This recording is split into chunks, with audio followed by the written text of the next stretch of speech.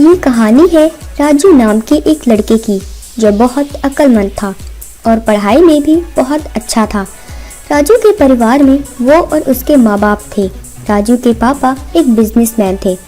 दोनों उससे बहुत प्यार करते थे। राजू शहर के कॉलेज में पढ़ता था जो कि उसके घर से तकरीबन 15 किलोमीटर दूर था। कॉलेज और कोचिंग ख़त्म करके घर पहुंचने में उसको शाम हो जाती थी। एक दिन कोचिंग क्लास देर से ख़त्म हुई। घर घूमकर जाने में देरी हो गई, इसलिए राजू ने शॉर्टकट लिया जो कि एक जंगल के बीच में से होकर गुजरता था। वो थोड़ी ही दूर गया था कि उसने देखा कि एक लड़की उससे रास्ते पर खड़ी थी। शायद वो उससे लिफ्ट मांग रही थी। वो लड़की बहुत सुंदर थी। इतनी रात को जंगल के बीचों बीच एक अकेली लड़की को देखकर राजू ने अपनी बाइक रोक ली। उसे लिफ्ट देने के लिए राजू ने पूछा, कहाँ जाएंगी आप? लड़की बाइक पर बैठ गई और बोली, यहीं आगे तक। राजू ने फिर से लड़की से पूछा, इतनी रात को इस जंगल में आप क्या कर रही थी? तो लड़की ने जवाब दिया, इसी जंगल में ही मेरा घर है। कुछ देर बाद लड़की ने राजू को बाइक रोकने के लिए कहा और उसने बाइक रोक दी। राजू ने देखा कि रास्ते से थोड़ी ही दूर एक झोपड़ी थी। उस लड़की ने राजू को झोपड़ी दिखाते हुए वो उसका घर बताया। राजू इससे पहले किसी लड़की के साथ इतना फ्रेंडली बात नहीं किया था, इसलिए वो बहुत खुश हो गया। उसके अगले दिन कोचिंग खत्म होने के बावजूद राजू वहां से देर से निकला, ये सोचकर कि शायद वो लड़की आज फिर से उसे मिल जाए। रात के 9 बज चुके थे। राजू मन ही मन में सोच रहा था, काश आज वो लड़की मुझे फिर से दिख जाए। किस्मत से राजू को वो लड़की दिख गई। इस बार भी राजू ने उस लड़की को फिर से लिफ्ट दी। चलते चलते राजू ने उस लड़की के बारे में सब कुछ जानना चाहा। जवाब में लड़की ने राजू से बस इतना कहा, धीरे धीरे सब जान जाओगे। राजू उस लड़की को उसके घर के पास छोड़कर वहीं खड़ा रहा। शायद वहां से आने के लिए उसका मन ही नहीं था। उसे उस लड़की के साथ समय बिताना अच्छा लग रहा था। लड़की ने पूछा, क्या हुआ, घर नहीं जाओगे क्या? राजू ने लड़की से पूछा। मैं आपसे फोन पे बात कर सकता हूँ? लड़की ने जवाब दिया, मैं आपको रोज यहीं मिलूंगी। और इसके बाद राजू वहां से चला गया। शायद राजू उस लड़की से मोहब्बत कर बैठा था। अगले दिन भी राजू ठीक उसी जगह उस लड़की का इंतजार कर रहा था। थोड़ी देर बाद वो लड़की भी वहां आ पहुंची और वे दोनों कुछ देर बात करने लगे। इसी तरह उन दोनों के बीच मिलना जुलना बढ़ता गया। राजू ज्यादातर कॉलेज बंद कर रहा था। इसके बावजूद वो रोज रात को घर देर से पहुंचता था। घर में अगर माँ बाप उससे कुछ पूछ लेते थे तो वो बहाने बनाता था और नाराज होकर सो जाता था। इस तरह का बर्ताव उसके माँ बाप को परेशान कर रहा था। एक बार राजू के पापा राजू के कॉलेज गए राजू के बारे में पता करने के लिए, पर वहाँ उन्हें पता चला कि राजू कुछ दिनों से कॉलेज आ ही नहीं रहा था। वो सोच में पड़ गए। राजू घर से कॉलेज के लिए आता है मगर जा कहाँ रहा है। ये बात जानकर उसके पापा वहाँ से लौट गए।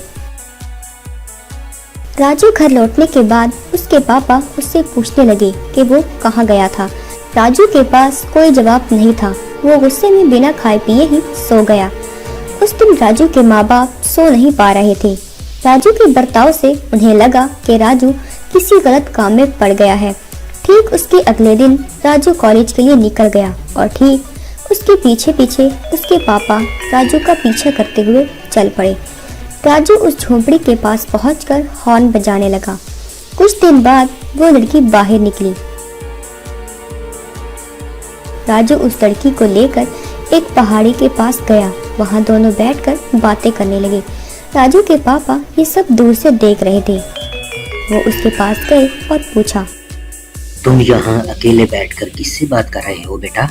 और पापा को यूं अचानक देखकर राजू डर गया और डरते हुए उस लड़की की तरफ देखा तो पता चला कि वो लड़की वहाँ कहीं भी नहीं थी।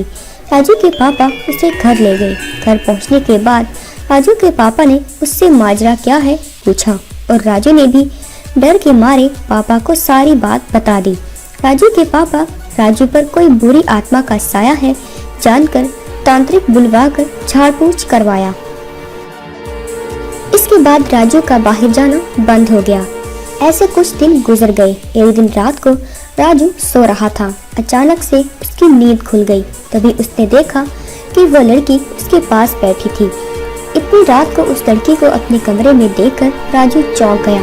राजू धीमी आवाज में उस लड़की से बोला, इतनी रात गए यहाँ क्या कर रही हो? लड़की ने कहा, क्या तुम मुझे भूल गए हो? राजू रोती हुई आवाज में बोला, नहीं, मैं बिल्कुल तुझे नहीं भूला, मैं मजबूर था। लड़की ने राजू का हाथ पकड़ा और उसके साथ जाने के लिए कहा। राजू भी बिना सोचे उसके साथ चला गया। राजू को घर से जाते हुए उसके पापा ने देख लिया। जरूर कुछ गड़बड़ है, ये सोचकर उसके पीछे पीछे गए, उसी पहाड़ी के ऊपर जहाँ वे दोनों अक्सर मिला करते थे। राजू के पापा उसके पीछे से जोर जोर से पुकार रहे थे, पर वो सुन नहीं रहा था क्योंकि राजू उस लड़की के वश में था।